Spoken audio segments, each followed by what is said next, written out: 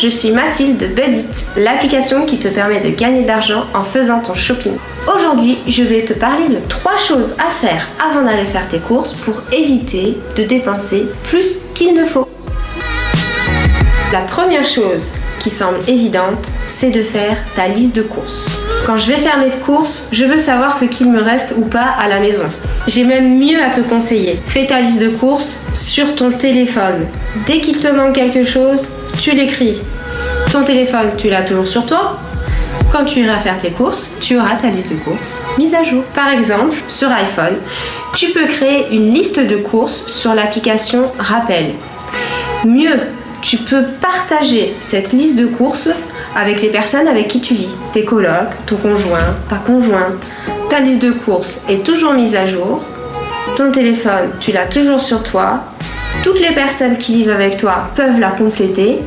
Celui ou celle qui ira faire les courses aura la liste de courses mise à jour et achètera les choses utiles. Pour ceux qui n'ont pas d'iPhone ou qui n'utilisent pas l'application Rappel, il existe plusieurs applications permettant de créer et de partager sa liste de courses. Je te conseille d'utiliser l'application Bring. Elle est simple, intuitive et efficace. Elle te permet en plus de créer ton menu de la semaine et de savoir ce dont tu as besoin pour faire tes courses. Comme ça, tu sais exactement ce que tu dois acheter. Ça te remplit ta liste de courses automatiquement, tu évites des dépenses inutiles et donc tu fais des économies et ça te fait moins de stress pendant tes courses. Donc regarde bien dans tes placards avant de faire tes courses. La deuxième chose à faire, c'est de manger avant d'aller faire tes courses. C'est prouvé, la faim te poussera à faire des achats impulsifs et à acheter des choses inutiles. Selon les chercheurs américains de l'université de Cornell, faire les courses en ayant faim pousserait à acheter des aliments gras et sucrés et conduirait à un sentiment de culpabilité, puisque ce que tu as acheté n'est pas représentatif de tes besoins. L'heure à laquelle tu vas faire tes courses a aussi un impact sur tes achats.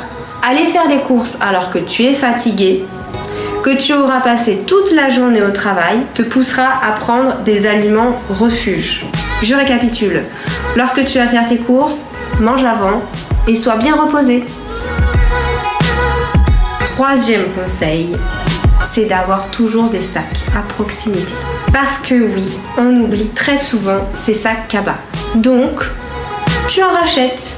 Et quand tu rentres chez toi, il y a ta pile qui s'agrandit. Faisons le calcul. Un sac coûte entre 5 centimes et 1 euro. Si je fais les courses une fois par semaine et que j'en achète à chaque fois, il y a 52 semaines dans l'année, tu peux donc dépenser jusqu'à 52 euros en achats inutiles. On est bien d'accord, avec 52 euros, on peut faire beaucoup plus que d'acheter des sacs Cap.